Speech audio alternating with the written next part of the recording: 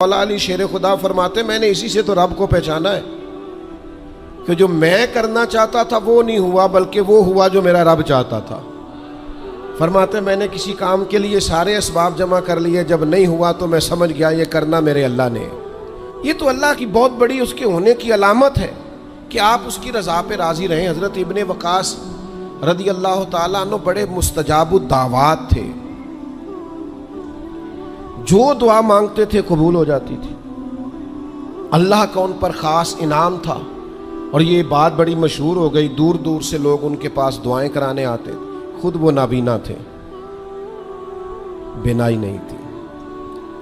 تو کچھ لوگوں نے ان سے کہا کہ آپ اپنے لیے بھی دعا کر لیں، تو فرمانے لگے میرے رب نے بڑا عرصہ مجھے آنکھوں کا نور عطا کیا ہے، اب وہ لے گیا ہے تو میں اپنے رب کی رضا پہ راضی ہوں۔ اب اس میں ہوتا کیا ہے؟ دکھ اور تکلیف اور اللہ کے فیصلے پہ راضی رہنے میں نا ایک خاص لذت بھی ہے۔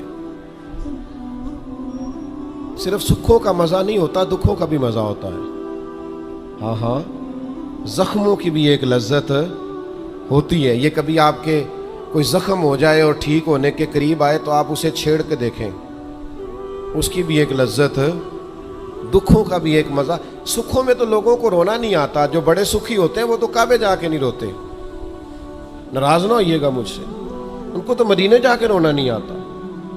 یہ دکھ ایک ایسی چیز ہے جو بندے کے دل کو نرم رکھتے ہیں۔ یہ آزمائش ایک ایسی چیز ہے جس میں نفسانی قوتیں ختم ہوتی۔ کوئی نہ کوئی آزمائش انسان کے ساتھ رہے تو اللہ کے حضور حاضر رہتا ہے۔ دکھوں کو، بیماریوں کو، تکلیفوں کو کبھی بھی برا نہیں جاننا چاہیے۔ یہ تو انسان کو اللہ کے قریب کر دیتی ہیں، دلوں کو نرم کر دیتی۔ جن کو ہم بعض اوقات بڑی آزمائش سمجھ رہے ہوتے ہیں وہی تو خیر بن جاتی۔ حضرت جناب ایوب علیہ السلام شدید علیل ہو گئے، شدید بیمار ہیں، 16 سال گزر گئے بیماری کو۔ تو آپ کی اہلیہ نے ایک دن آپ سے کہا اللہ کے نبی ہیں، دعا ہی مانگ لیں، اللہ شفا دے دے۔ تو جناب ایوب علیہ السلام اپنی اہلیہ سے فرمانے لگے شفا کتنا عرصہ رہی ہے؟ انہوں نے کہا 60 سال۔ فرمایا بیماری کو کتنا عرصہ ہوا؟ کہا 16 سال۔ فرمانے لگے ذرا بیماری کو بھی 60 ہو لینے دے پھر دعا مانگ لیں گے، ہو لینے دے ذرا 60 سال۔ اللہ کی رضا پہ راضی رہنے کا فیصلہ کیا۔ آپ کی زبان مبارک سے یہ جملے نکلے کہ 60 سال ہو جائیں گے تو کر لوں گا دعا، اللہ تعالیٰ نے اسی وقت شفا عطا فرما دی، ٹھیک ہو گئے جناب ایوب۔ کچھ دن گزرے نا تو آپ کی اہلیہ نے ایک سوال پوچھا، کہنے لگی ایوب یہ بتائیے آپ نے بیماری بھی دیکھی، شفا بھی دیکھی، بیماری ٹھیک تھی کہ شفا؟ تو آپ فرمانے لگے سارے دن ہی اللہ کے ہیں، جس حال میں رکھے ٹھیک ہے، وصل اچھا ہے نہ فراق اچھا ہے، یار جس حال میں رکھے وہی حال اچھا ہے، میں سارے دن اس کے ہیں۔ لیکن فرمانے لگے اگر تم مجھ سے پوچھو نا میری ذاتی رائے تو بیماری بڑی اچھی تھی۔ انہوں نے کہا یوں بیماری اچھی تھی؟ آپ فرمانے لگے جب میں بیمار تھا نا تو 24 گھنٹے میں ایک بار میرا رب میرا حال پوچھتا تھا۔ فرمایا 12 گھنٹے تو اس مزے میں گزر جاتے تھے کہ رب نے حال پوچھا ہے، اور پھر اگلے 12 گھنٹے میں انتظار کرتا تھا کہ میرا رب دوبارہ کب حال پوچھے گا۔ تو میں ان 24 گھنٹوں کی لذت نہیں بتا سکتا جو اس کے حال پوچھنے سے طاری ہوتی۔ تو فرمایا شفا تو مل گئی ہے پر اب وہ حال تو نہیں نہ پوچھتا۔ اب وہ میرے بھائی اس بیماری میں جو لذتیں ہیں، جو کرم نوازیاں ہیں، جو رحمتیں، ان کو بھی تو دیکھیں، اپنے کریم رب کی رضا پہ راضی تو رہے۔ آپ کو پتہ ہے دکھ کس کو کہتے ہیں؟ دکھ کی تعریف درویش یہ کرتے ہیں کہ ہماری مرضی اور ہے اور رب کا ارادہ کرم اور ہے، اس کا نام دکھ ہے۔ سکھ کیا ہے کہ ہماری بھی وہی مرضی ہے جو ہمارے رب کی مرضی ہے۔ اگر مالک کریم کا ارادہ کرم یہ ہے کہ لاکھوں کروڑوں مل جائیں تو الحمدللہ، اور اگر اس کا ارادہ کرم یہ ہے کہ ایک وقت روٹی ملے ایک وقت فاقہ ہو تو الحمدللہ۔ اللہ کے فیصلوں پر راضی رہنا۔ ڈھیر سارے لوگ دنیا میں ملتے ہیں جو کہتے ہیں جی مجھے یہ پریشانی ہے، میں سب طبیبوں حکیموں کے پاس گیا، پھر میں آستانوں درباروں مزاروں پہ بھی حاضر ہوا، اس کے بعد میں نے بڑے بڑے دانشوروں سے مشاورت کی، لیکن میرا یہ مسئلہ حل نہیں ہوتا۔ تو کیا ہوتا ہے پھر وہ انزائٹی کا، ڈپریشن کا، ٹینشن کا، ذہنی تناؤ کا شکار ہونے لگتے ہیں۔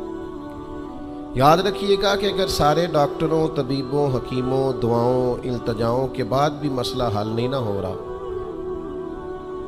تو پھر معنی یہ ہے کہ رب کی رضا یہی ہے کہ جو کرم سے اس نے فیصلہ کر دیا ہم بھی اس فیصلے پہ راضی ہو جائیں۔ بے چینی اور اضطراب یہ ہے کہ اللہ کا فیصلہ کچھ اور ہے اور ہماری جد و جہد کچھ اور ہے، اس سے ذہنی اضطراب اور تناؤ پیدا ہوتا ہے، اس سے طبیعتیں بے چین اور بے قرار ہوتی ہیں۔ امام علی مقام رضی اللہ تعالیٰ عنہ کی زندگی یہ ہے، اس کو سمجھیے گا کہ جس طرح قرآن مجید نے حضرت یوسف علیہ السلام کے واقعہ کو احسن القصص کہا ہے نا، قصوں میں سے سونا قصہ، خوبصورت داستان جناب یوسف کی، اور داستان یہ ہے کہ کبھی وہ باپ کے سب سے زیادہ لاڈلے ہیں اور کبھی وہ جناب یوسف علیہ السلام کنویں کی زینت بن گئے، کبھی ان کے قریب گرم ہوا بھی نہیں آتی اور کبھی ان کے چہرے پر تماچے پڑتے ہیں۔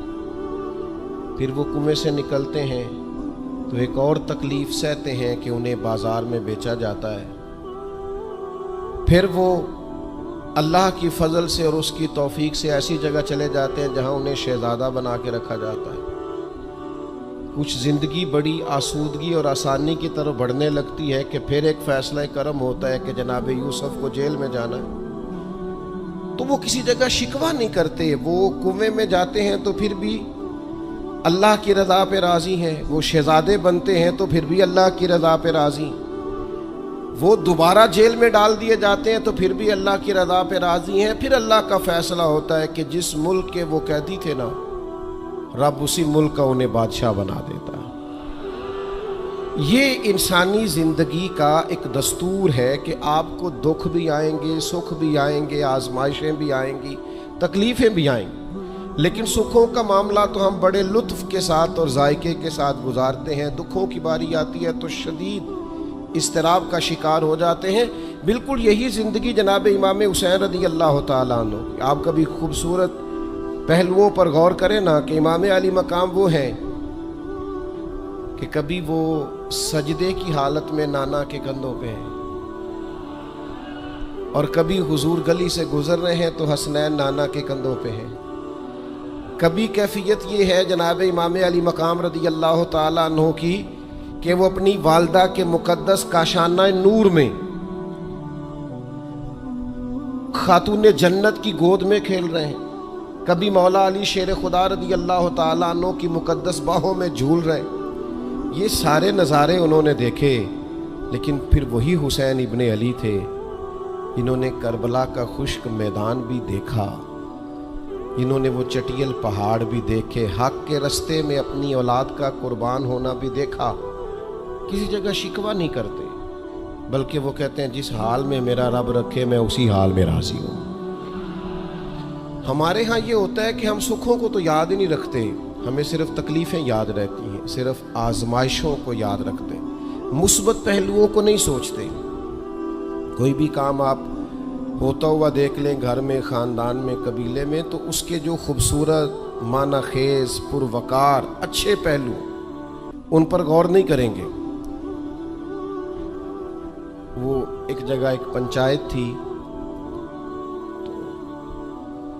وہاں کسی خاتون نے شکوہ کیا کہ میرے خاوند نے مجھے یہ تکلیف دی ہے، یہ آزمائش میں مجھے مبتلا کیا ہے، یہاں سخت سست کہا ہے۔ تو ایک دانشور بزرگ بیٹھے تھے، تو لوگ کہتے ہیں کہ ان بزرگوں نے کہا بیٹا شادی کو کتنا عرصہ بیت گیا؟ تو اس نے کہا میری شادی کو 18 سال ہو گئے۔ تو اس نے کہا یہ جو تم لڑائی، فساد، جھگڑا، دنگا، پریشانی بتا رہی ہو، یہ تو ایک دن کا ہے، باقی 18 سالوں کے بھی بات بتاؤ نا۔ تم نے ایک دن کا جھگڑا تو یاد رکھا اور اس ایک دن کے جھگڑے کے نتیجے میں آنے والی تکلیف کو بھی تم نے یاد رکھا، لیکن وہ جو 18 سال تمہارے اپنے شوہر کے ساتھ سکھی گزر گئے ان کا بھی تو تذکرہ کرو۔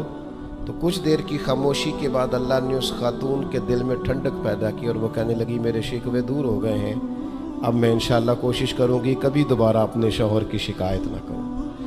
اب بات کو سمجھیں، ہم اپنی زندگی کی صرف شکایتیں یعنی دکھ ہی ہیں صرف زندگی میں، وہ دعا کر دیں جی میرے گھٹنے میں درد ہے، باقی جسم ٹھیک ہے نا ماشاءاللہ سارا، اس کا شکر بھی ساتھ ادا کریں۔ دعا کریں جی آج کل کاروبار نہیں چل رہا تو اس سے پہلے ساری زندگی ٹھیک چلتا رہا ہے نا، اس کا شکر بھی ادا کر لیں۔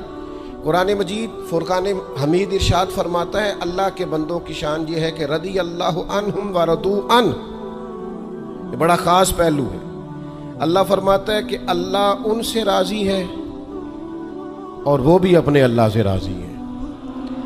اللہ نے انہیں جس حال میں رکھا ہے وہ بھی اللہ سے راضی ہیں۔ ذالک الفوز العظیم، اللہ فرماتا ہے یہ بڑی کامیابی ہے، اللہ بھی ان سے راضی ہے اور وہ بھی اللہ سے راضی ہیں۔ امام غزالی رحمۃ اللہ تعالی علیہ سے کسی نے پوچھا یہ بندے کا اللہ سے راضی ہونے کا کیا مطلب ہے؟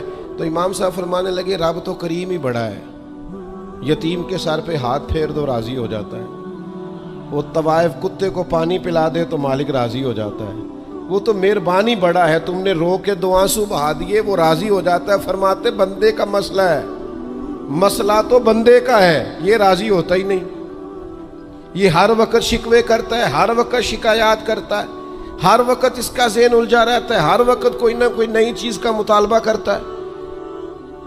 نبی رحمت نور مجسم شفیع معظم صلی اللہ تعالی علیہ وسلم ارشاد فرماتے ہیں تم نہ اللہ کے دیے ہوئے تھوڑے رزق سے راضی ہو جاؤ، وہ بھی تمہاری تھوڑی عبادت سے راضی ہو جائے گا۔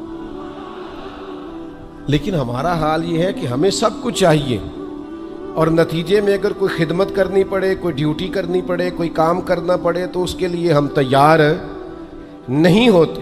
عزیز بھائیوں سمجھیے گا، غور فرمائیے گا، توجہ کیجیے گا اس بات پر کہ ہمیں ہر حال میں اپنے رب سے راضی رہنا۔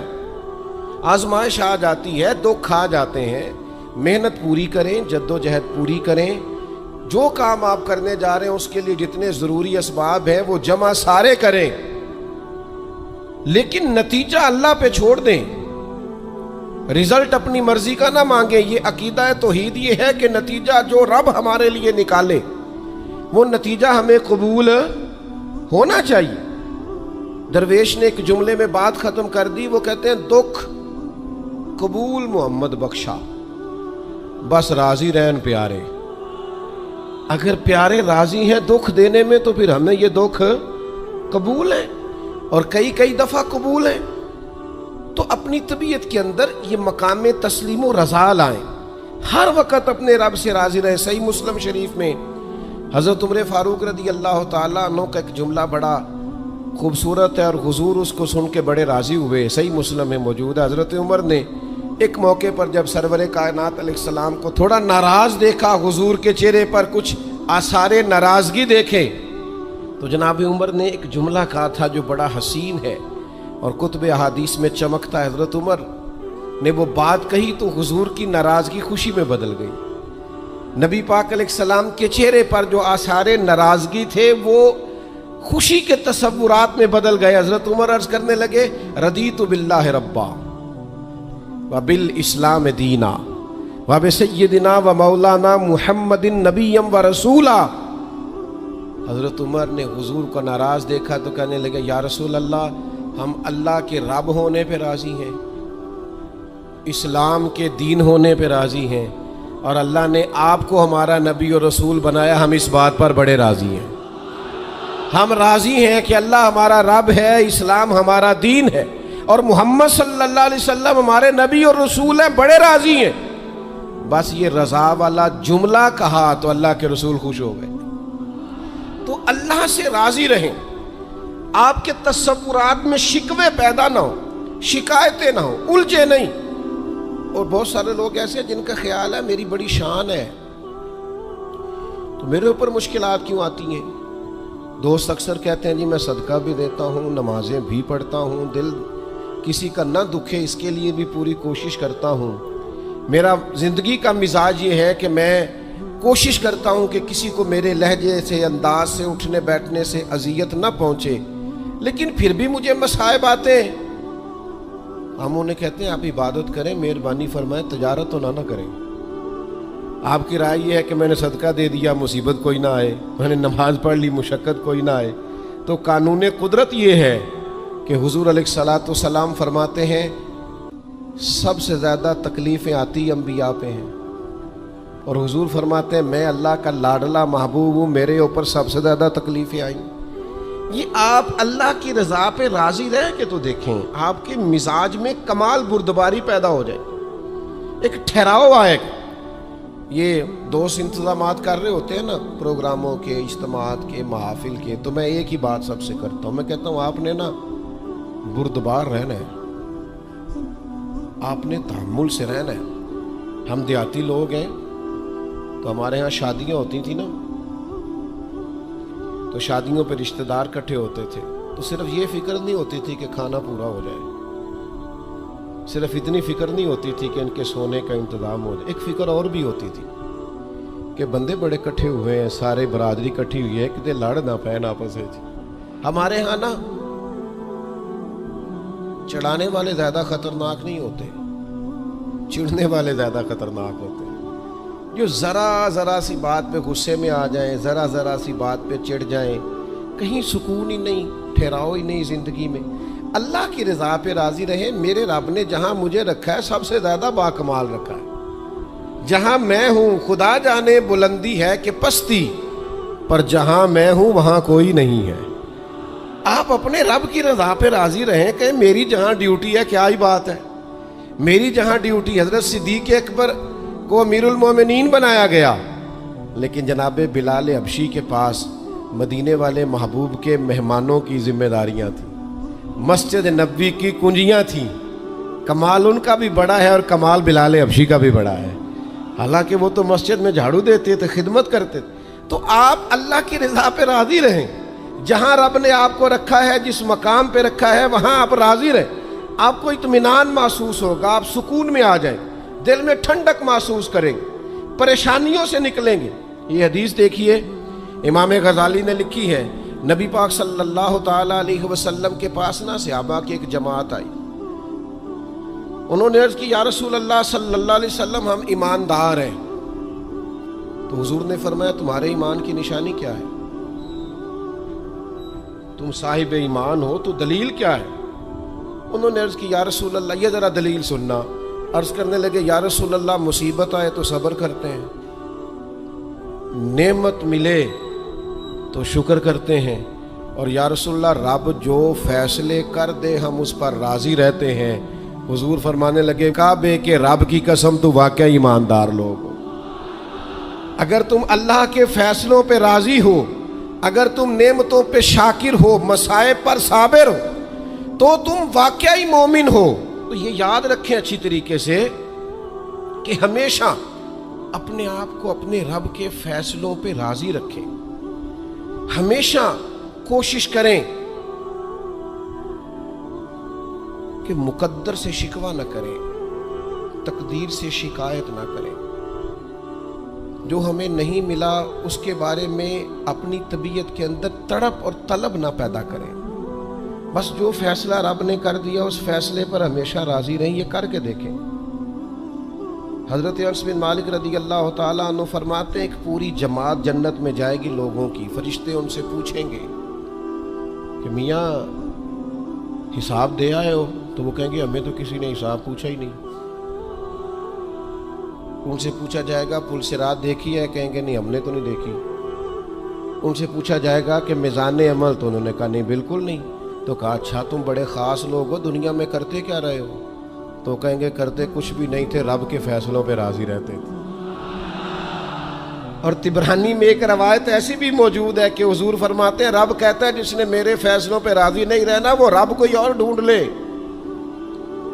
अगर तुम मेरे फैसले पे राज़ी ही नहीं हो, ओ भाई, मैं अपने इदारे का सरबराह हूं, जो मेरा फैसला नहीं मानेगा वो निकलेगा इदारे से। میں اپنی جماعت اور تنظیم کے تعلق سے کوشش کروں گا کہ امیر کی اطاعت کا سبق دوں. اگر کوئی نظم و ضبط درست نہیں کرے گا، یہ ایک حال ہے یہاں کے جو مینجمنٹ کے کام ہیں، معاملات ہیں، ایک سربراہ آپ نے بنایا ہوتا ہے، اب اس کی اگر بات نہیں مانے گا کوئی ورکر، کوئی کام کرنے والا، تو یقیناً وہ کہیں گے کہ میاں آپ بات نہیں مان رہے، تمہارا نظم و ضبط خراب ہوتا ہے. لہذا اگر آپ نے ہمارے نظم کے اندر نہیں رہنا تو آپ نکل جائیں. تو اللہ کے فیصلوں کو جو لوگ تسلیم نہیں کرتے، اللہ کے فیصلوں کو جو لوگ تسلیم نہیں کرتے، یقیناً وہ کمزور ہو جاتے ہیں. آج بڑے لوگ ہیں جو وظیفے پوچھتے ہیں، اللہ کیسے راضی ہوگا؟ بتاؤں وظیفہ آپ کو.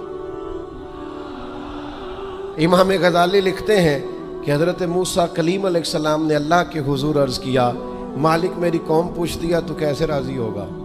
ہم تجھے راضی کرنا چاہتے ہیں تو کیسے راضی ہوگا؟ تو حضرت موسیٰ علیہ السلام سے رب کریم نے فرمایا، ان سے جا کے کہہ دو کہ مجھ سے راضی ہو جائے، میں بھی ان سے راضی ہو جاؤں. یہ اپنے رب سے راضی رہیں، جو رب ان کے لیے فیصلہ کرے. وہ حضرت سفیان ثوری دعا مانگ رہے تھے نا، یا اللہ راضی ہو جا، یا اللہ راضی ہو جا، یا اللہ راضی ہو جا. تو حضرت رابعہ بصریہ رحمۃ اللہ علیہا بھی پردے کے پیچھے بیٹھی تھیں. تو جب انہوں نے بہت زیادہ اس دعا پر اصرار کیا نا، یا اللہ راضی ہو جا، تو پردے کے پیچھے سے بول پڑی، کہنے لگی سفیان اب کچھ اور نہ مانگے، اللہ سے آگے نہ چلے. جناب سفیان کہنے لگے میں دعا ہی کر رہا ہوں کہ یا اللہ تو راضی ہو جا.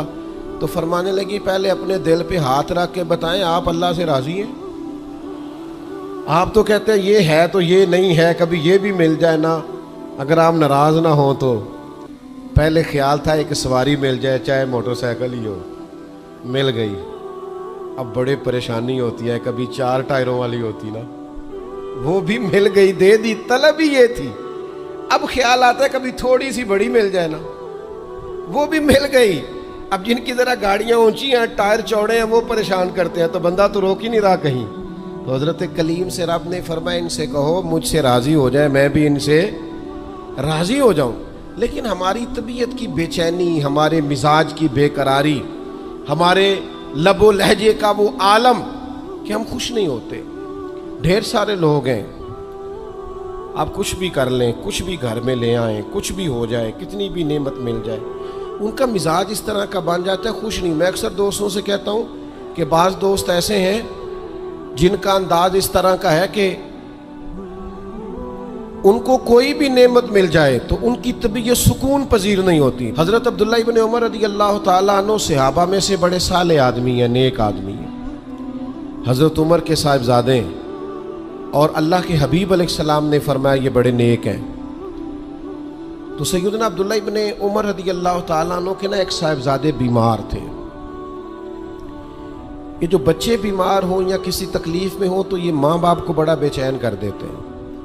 اپنی بھوک بھی بندہ سہ لیتا ہے، اپنی بیماری اور تکلیف بھی سہ لیتا ہے، لیکن اگر اولاد کسی آزمائش کا شکار ہو جائے، پریشانی کا شکار ہو جائے تو انسان بڑی تکلیف میں آ جاتا ہے. حضرت عبداللہ ابن عمر رضی اللہ تعالیٰ عنہ بڑے پریشان تھے اپنے بیٹے کو لے کر، اور جو ان کے قریبی لوگ تھے وہ محسوس کرتے تھے کہ شدید ذہنی اضطراب میں مبتلا ہیں سیدنا عبداللہ ابن عمر. اللہ کا فیصلہ ایک کرم آیا اور ان کے صاحبزادے کا وصال ہو گیا. جب ان کے صاحبزادے وصال کر گئے نا تو ظاہر ہے کہ بیماری سے بڑا غم تو صاحبزادے کا انتقال کر جانا ہے. تو جنازے کے لیے جو لوگ آئے اور اس کے بعد جو تعزیت کے لیے لوگ آئے وہ کہتے ہیں ہم نے جناب عبداللہ ابن عمر کو بڑا مطمئن دیکھا. ہم نے دیکھا کہ بیٹے کے انتقال کے بعد ان کی طبیعت میں ایک ٹھہراؤ آ گیا اور وہاں جانے والوں کو بڑے اطمینان سے، بڑی محبت سے ملتے، ان کا انداز بڑا منفرد ہو گیا. ایک صاحب نے پوچھ ہی لیا کہ جناب آپ پہلے بڑے بے چین تھے، اب آپ کی طبیعت میں بڑا ٹھہراؤ آ گیا، وجہ کیا ہے؟ تو حضرت عبداللہ ابن عمر فرمانے لگے جب تک وہ بیمار تھا میری ذمہ داری تھا اور میں بے چین تھا. فرمایا میرے رب کا فیصلہ کرم آ گیا ہے اور وہ میرے رب کے حضور حاضر ہو گیا ہے. گویا اب جس بارگاہ میں گیا ہے وہاں رحمت ہی رحمت ملے گی، وہاں کرم ہی کرم ملے گا. اب میں مطمئن ہو گیا ہوں کہ اللہ کی رحمتیں قبر میں اس کا استقبال کریں گی. جب تک میری ڈیوٹی تھی تو میں پریشان تھا، بے چین تھا، بے قرار تھا. اب تو حاضر بارگاہ ہو گیا اور میں اپنے رب کی رضا پہ راضی ہوں. جب تک اللہ نے چاہا بیٹا میرے پاس رہا, اور جب اللہ نے چاہا اللہ نے اسے اپنی بارگاہ میں بلا لیا. میرے بھائیوں یاد رکھیے گا, ہمیشہ اس بات کو اپنے ذہن میں بٹھائیے گا کہ زندگی کے اندر کبھی بھی اللہ کے فیصلوں پر شکوہ کرنا اور اللہ کے فیصلوں پر اظہار ناراضگی کرنا معاذ اللہ, اس سے اپنے دامن کو ہمیشہ بچا کے رکھیں اور پناہ میں رکھیں اپنے دامن کو کہ کبھی بھی انسان اس طرح کا نہ ہو جائے. میں دیکھتا ہوں شدید بے چینی یہ ہمارے ماحول میں, اللہ تعالیٰ معاف فرمائے, جو لوگوں سے شدید ایک دوسرے سے ہماری طبیعتیں کھنچ جاتی ہیں اور تناؤ اور کھنچاؤ پیدا ہو جاتا ہے, اور پھر لوگ ڈپریشن میں چلے جاتے ہیں. حتیٰ کہ بعض لوگ معاذ اللہ انتہائی قدم اٹھاتے ہیں, خودکشی کی طرف بڑھ جاتے ہیں. اور بڑے بڑے پڑھے لکھے لوگوں کا ہم ایسا رجحان دیکھتے ہیں کہ وہ عجیب پریشانی کن گفتگو کرتے ہیں, بس اس کا ارادہ تھا ملک سے باہر جانے کا اور وہ حالات سازگار نہیں ہوئے, کسی وجہ سے نہیں جا سکا. تو بھائی سارے لوگ نہیں جا پاتے. آپ ڈھیر سارے لوگوں سے پوچھ لیجئے گا کہ وہ زندگی میں کچھ اور کرنا چاہتے تھے لیکن اللہ کا ارادہ کرم ان کے لیے کچھ اور تھا.